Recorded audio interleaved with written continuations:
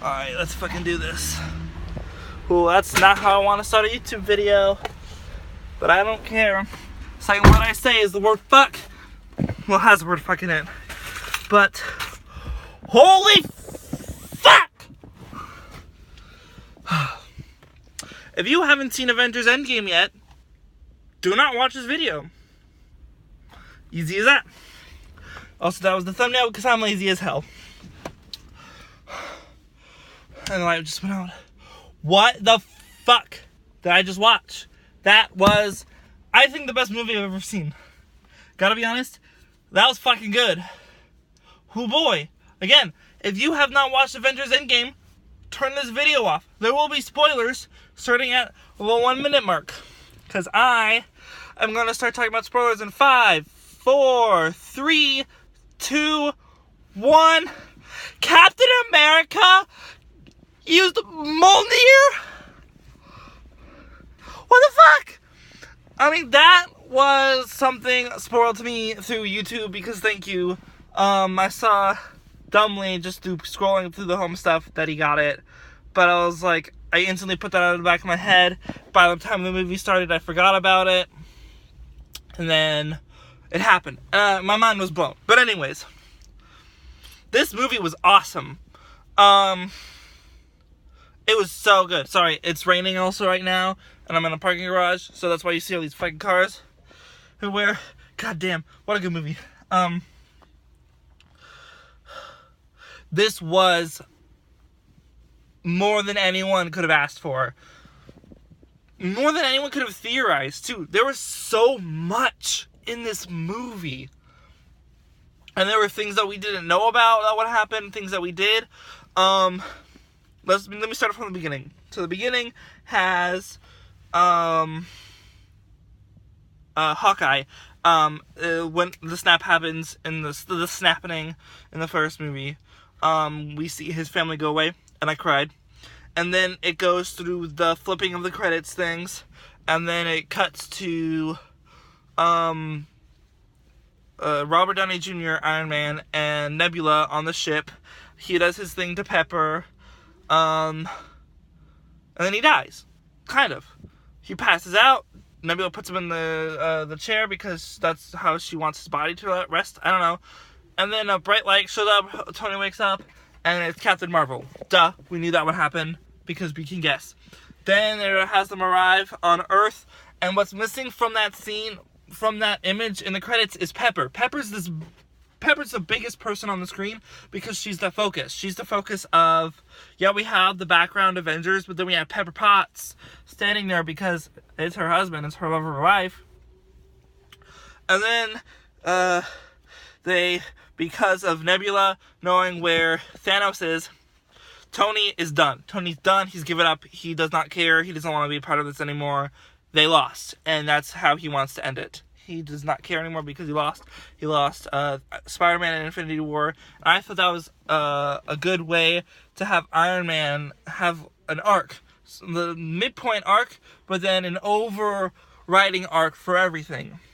So then, every character in this movie is great. Captain Marvel, you don't really get character stuff. So Brie Larson's, it helped me figure out my character. You just said words. You said words and punched things. What? Anyways, that's my gripe because of Captain Marvel, but we'll not talk about that. I like the movie, just not as much. But, fuck. I have to do this in 15 minutes! I'm already 4 minutes through! Anyways. I have to sneeze. Sorry, that's staying in. I don't care. So then, what happens next? Oh, fuck. So they go to the planet that Thanos is at because Nebula knows and there was a signature there, so they arrive, capture him. He's like, I destroyed the stones. And everyone's like, what the fuck? And Thor just fucking chops his head off. Well, he got his arm cut off by Thor first, so they had the gauntlet, pick up the gauntlet up. Oh, there's no stones on it anymore. And then And then they ask him what he did with it, and he's like, oh, I destroyed it, because there's too much, fuck.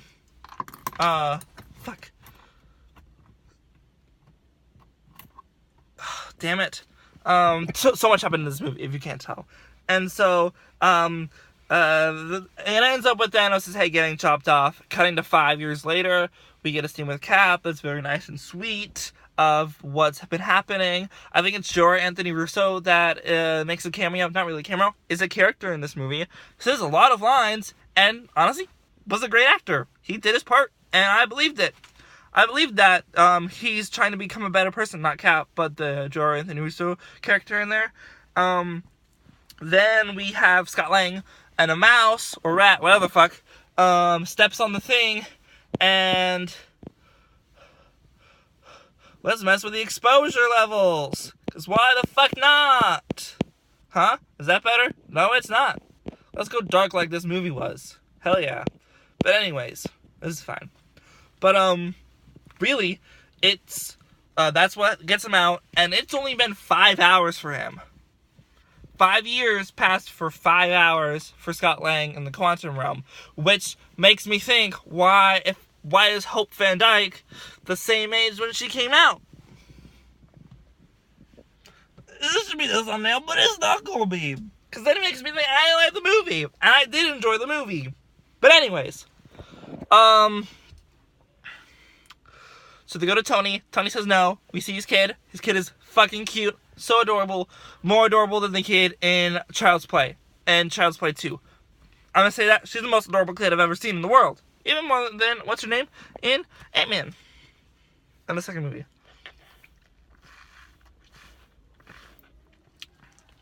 He comes out. Finds out what happened to the world. Checks these things in San Francisco to see everyone who's lost. His name is on there. His daughter's name is not. Goes to the house. She's a grown-up teenager. They have a hot, sweet moment. Not a hot moment. Sweet moment. What the fuck? This is incest. Then we cut to later. And, oh God, so much happened in this movie. I should just stop going through what happened in the movie and just go with my next thoughts. Tony ends up figuring out how to do time travel. Hulk is now the smartass of this, not smartass, the mix between Bruce and Hulk, so he's Smart Hulk. Just Bruce Banner and the Hulk body, they're not two separate people anymore. Because he gamma rayed himself to that point. So he's stuck like that. He's not going to be that anymore. He's funnier, which is different from Bruce Banner.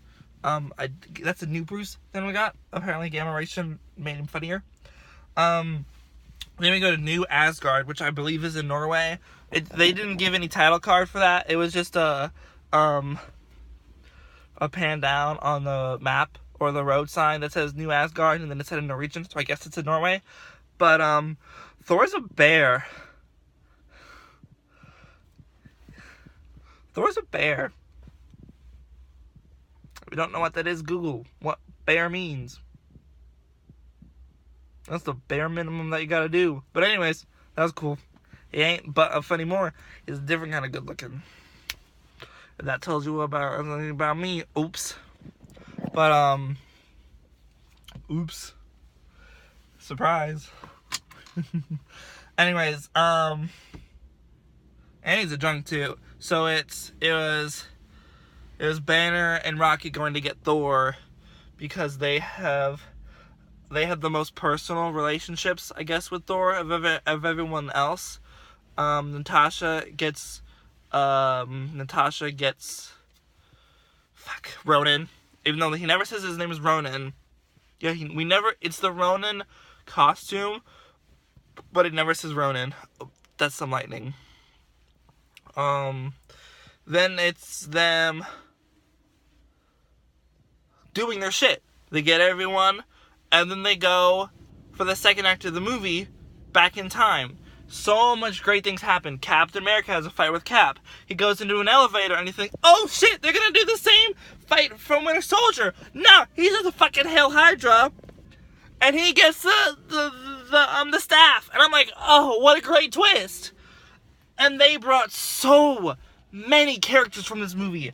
I swear, I watched all the movies at the wrong time. I watched every movie last year for Infinity War. I should have done that this year. Of course, it's been 10 minutes, so I have to now do the lights. Alright. We're back. So many characters. So many callbacks. Things are like, oh, they turn into Hydra, but, like, we don't know that yet. And Ant-Man has this great line of, like, how do you not know that? They look like bad guys. And you're like, huh, they do.